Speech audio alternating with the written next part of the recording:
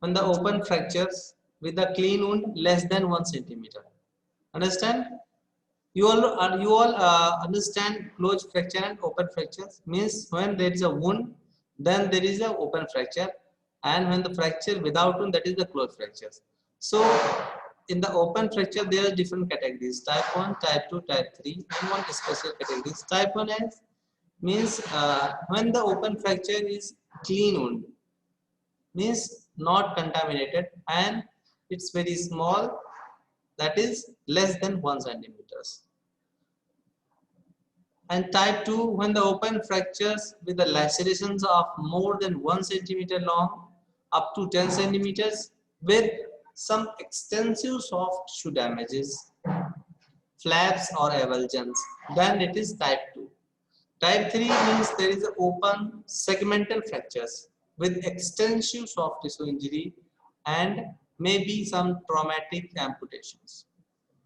Segmental fracture, you know that when there is a means when there is a suppose there is a bone, and when it fracture from middle, then there is two fragments.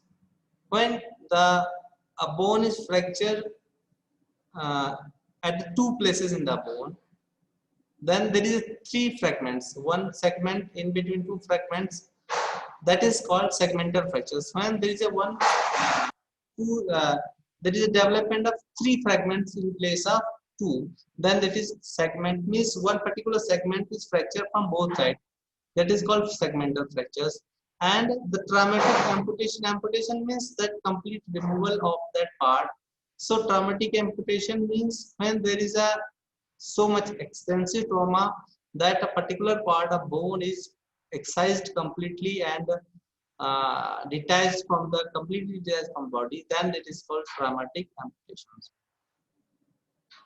And the special category includes the open fracture with gunshot injury wound, or injury, or that vascular form injury, or a vascular injury requires repairs. Understand? Means that kind of fractures are that kind of open fractures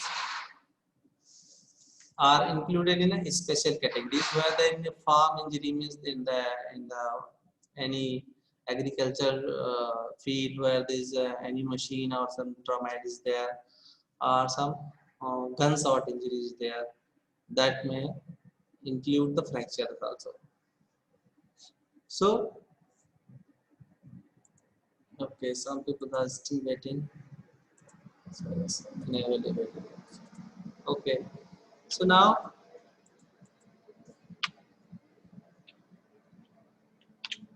the consequences of open fractures.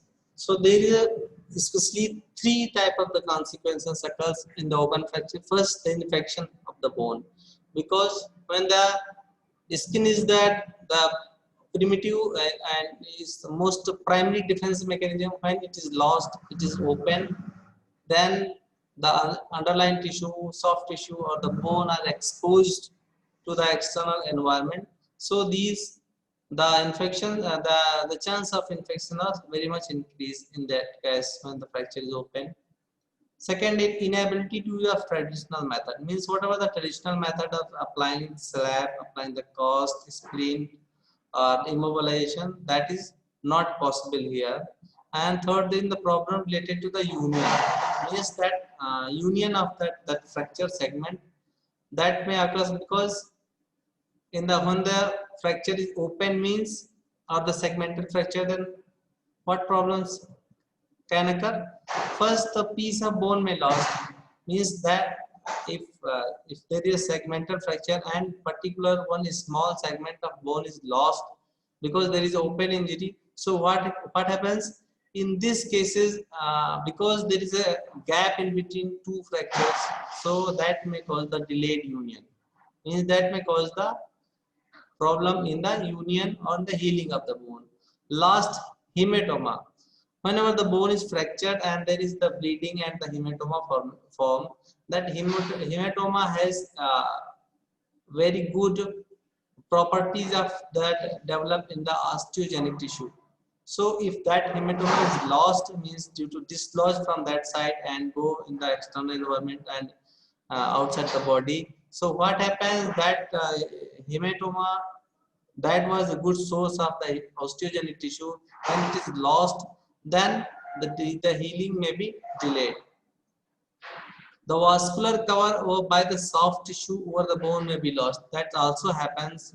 Usually a bone is covered with the soft, that muscles and the other soft tissue which are very much has the very good supply, blood supply, and that blood supply helps in the healing of the bone, hematoma formations, and that osteoblast formations. That is very much when this tissue is lost, then that may create a hindrance, and that may create a problem in healing, and the healing may be delayed, so that the malunion or delayed union may be occurs. And secondary infection in the bone, that is also is a big problem in the open wound. When the bone is exposed to the external environment, and suppose there is uh, means that that fracture segment, the wound is infected through that external environment, and some anything that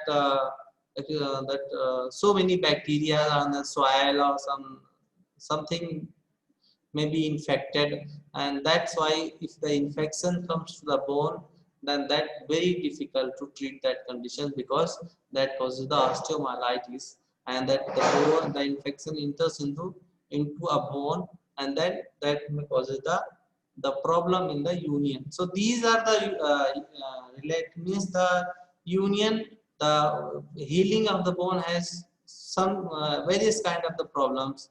That may be the malunion, that may be the delayed union, that may be the non-union, that may be the cross union, or that may be the uh, delayed union. Okay. So now the plan, the management of the open fractures. So the basic management, the basic principle of management of fracture is still the same in the both open and closed. That is, we have to manage the fracture in three phases: phase 1, phase 2, phase 3. Phase 1 has emergency care and definitive care. Phase 2 rehabilitations, and phase third sorry phase second, that definitive care, and phase third, that rehabilitation. So in the phase for the emergency care, so there are two types of the emergency care: at the site of accident and at the emergency ward.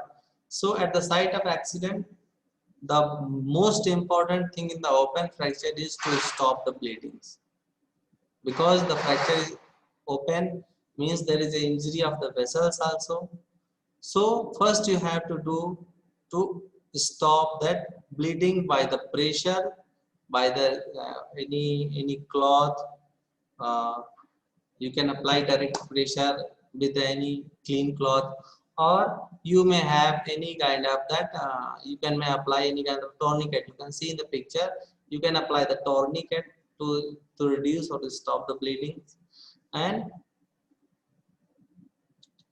wash the very dirty wound with the clean tap water. If you have clean water, any kind of the water, tap water or bottled water, packed water, that should be clean. You can wash that infected wound, which is infected by the soil or dirty wound. You have to clean that wound by the water and provide splint to the fractures. So these are the care which should be done at the site of accident.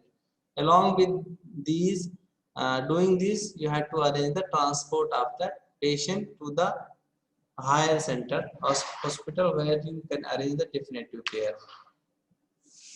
In the emergency department, the most important thing of the fracture, now especially in the open fracture, because there may be the bleeding, so your patient mostly there's very much chance that your patient will be in the shock. So you should start the treatment of the shock by giving the IV fluids, blood transfusions, whatever the required according to the condition of patient.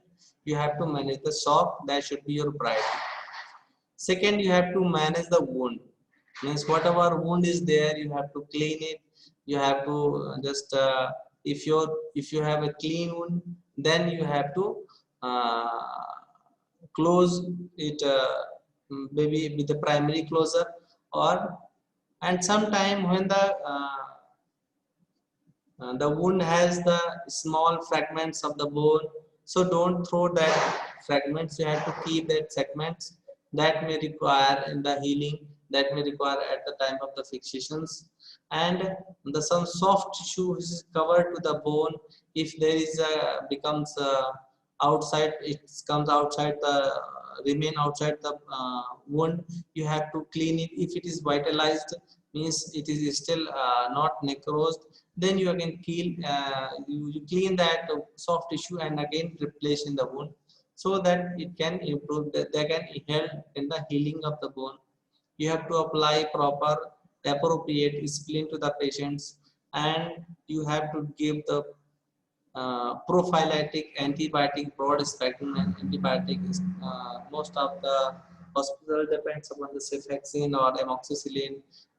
Any any antibiotics, broad spectrum antibiotics, you have to give the patient to stop the any kind of the secondary infection to the bones. And then you have to immunize your patient with the tetanus toxoids. You have to give the appropriate analgesics, either opioid or non-opioid analgesics to the patients, so that you can take the shift the patient to the hospital, that ortho ward, and if your patient may be little ease, so that you can apply the fraction and all the things, and do the X-ray to evaluate the fractures.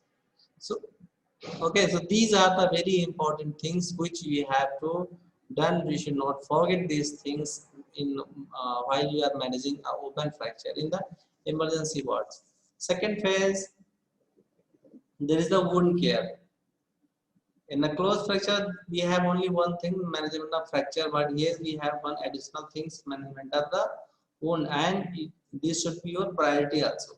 So first thing, wound debridement, you have to debride the wound. If you have the unhealthy devitalized tissue in your wound, you should clean that wound by the surgical or mechanical debridement. Whatever your choice, depends on the choice of surgeon and availability and all things.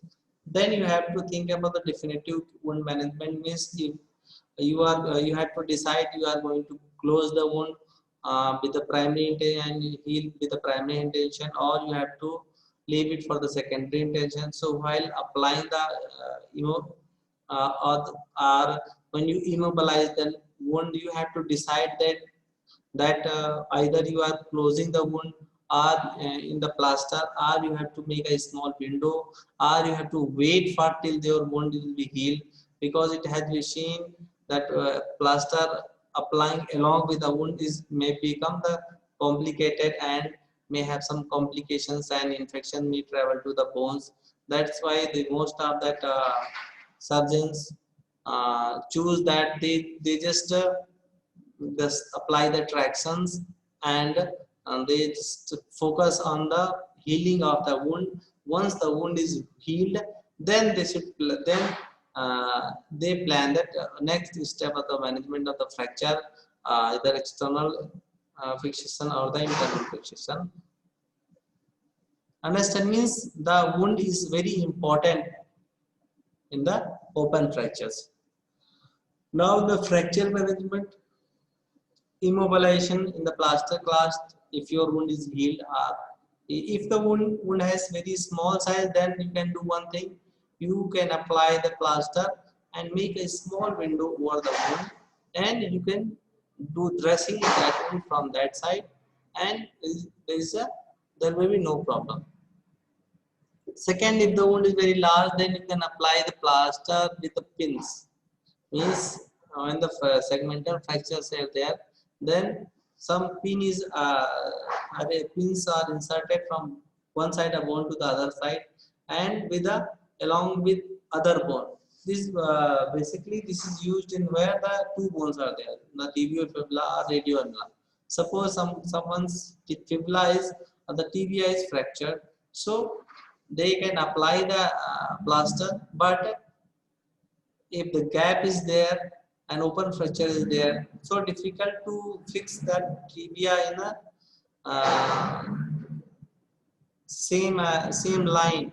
So what they do, they just fix the both fracture segment of the tibia with the along with the fibula, so that along with fibula the bone becomes straight, and so that it becomes proper aligned, and they have to apply that plaster over that pins, and later on when the wound is that bones is healed, the pins may be removed. And skeletal tractions, we already had discussed. The external fixations also we already discussed, and the internal fixation we already had discussed. So many type of the internal fixations, that can be screw, that can be plates, that can be nails, or that can be other type of that surgical implants. Phase third is similar to the closed fracture, the rehabilitation. It is all the same, just like in the closed fractures.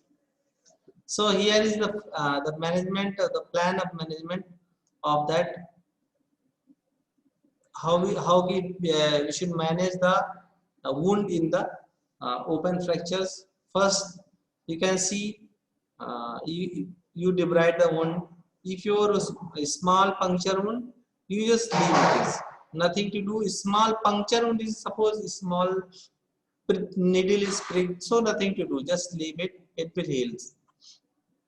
If your wound is infected, then you have to clean it and leave for the secondary healing, and it means you should not apply cast over these wounds.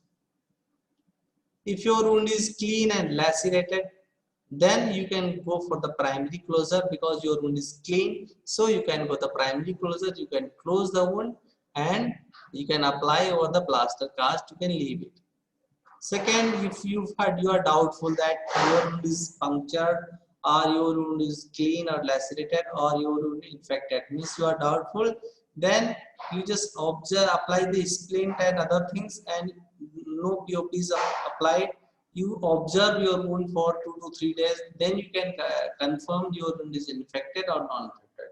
If it is infected, then you can leave it for the delayed primary closure. Means when the infection is clean, then you can close the wound. Second thing, if your infection is non-infected, your wound is non-infected, then you can leave for the secondary closure, or just you can leave for the secondary intention, healing with the secondary intention. Understand? The next layout is that for the plan for the fracture management. We already had discussed all the kind of fracture, open fracture and closed fracture, and the management of both. So here we are just a flow chart. If your fracture is undisplaced, then very easy, just immobilize your fractures and physiotherapy. Your treatment is complete. If your wound is displaced, then you have to see either you can go for closed manipulations, or you can go primary reductions, open reduction, and internal fixations. You have to decide if your wound is your fracture is having open fractures, then go for, and the kind of fracture which is little complicated and difficult to treat with a closed reduction, then you can go for the open reduction and internal fixations. Then when it is that fracture is healed, then go for physiotherapy. And in the closed manipulations, there should be the priority. We should try to treat all that cases, I mean most of the cases, with the closed manipulations. So when with the closed manipulation, the fracture segment required in a acceptable positions, then after reduction in the acceptable position, you just immobilize and the physiotherapy. And if you are not achieving an acceptable positions with a closed manipulation, means your wound is your fractures are in unacceptable positions, then you can just open and do the reduction with the open reduction and internal fixations. So with this open reduction and internal fixation, you can achieve the healing in the fragments, and then you can suggest the physiotherapy. Understand? So these are the simple layout, simple plans you should always in your mind for the quick decisions. Next, come to the complications of fractures. That these are so very much important. These are classified in three groups: immediate complications, early complications, and late complications. The immediate complications include the systemic and local. Systemic complication, which is most important, and most of the patient die due to this complication, that is hypovolemic shock, that may be due to the bleeding or any other kind of that, mostly the bleeding. And if not bleeding, then other shock also comes due to that, distributive shock also comes to be, because of that patient may be going to the vasovagal shock. Okay, so shock is very much important in the treatment here. So the systemic that, so you should why we are discussing, because we should when we are treating a patient of the fracture, we always should keep in mind these things, that what complications may occur. So immediately the shock is the most important. And the local complication, that any major vessels may be injured, any muscles or tendons injured, joints or viscera may be injured. So you should keep in mind while the handling of fractures patients, initially that patient may have some other injuries too. So you should find out these things. You should rule out these injuries. And then early complication include still the systemic, that hypovolemic shock, acute respiratory distress syndromes, fat embolism, DVT and pulmonary embolism, aseptic traumatic fever, septicemia and crush syndrome. These are very much important, but usually these happens in the severe fracture case where the major bone is fractured. Okay, so shock we already have known. ARDS means acute respiratory distress syndrome. That is maybe the fruit that that may be the due to that hypovolemic shock. When the shock goes into that uncompensated state, the later state of severe shock, the systems start failing. Then the ARDS may occur. And next important thing is the fat embolism. Fat embolism is when a long bone, a big bone just like a humerus or that femoris tibia is fractured, then the bone marrow is that has so much fat that release in the blood. So that fat may goes into the blood and somewhere it can cause the embolism. So that may cause the death of also the patients. If it block the pulmonary artery, then patient may be died with the respiratory distress. If it block the coronary artery, then patient may die due to the heart attack. Understand means that that embolism is very much important. If the long bone is fractured, DVT, you also you know that the deep vein thrombosis may occur and the pulmonary embolism, because that blood clot may be block these arteries and these vessels. Aseptic traumatic fever is also occurs in the most cases of where there is a severe trauma is there. Septicemia, if the wound is infected and the infection is traveled whole system and whole blood, then that systemic conditions is there, the septicemia. Crush syndrome is also the same when the particular part is crushed completely, so that this that necrosis may occur, and that toxins that get infected, and that blood toxins may be released in the blood and circulated in the whole body. So that may also cause the septicemias. And the local complications are the only infections, and the compartment syndrome is very much important. Means if any particular part is having excessive pressures due to the edema or due to the blockage of that blood flow, that causes the compartment syndrome, that causes the degenerations and the damage of the nerves and the vessels, and later on it may infect it also. Understand, it is very painful conditions. And the late complications include the imperfect union of fractures, that is delayed union, non-union, mal-union, cross-union. Understand? And some other complications is like avascular necrosis, shortening, joint stiffness, Schudeck dystrophy, osteomyelitis, ischemic contracture, myositis ossificans, and osteoarthritis. These are some rare complications which may occur in the case of the fractures.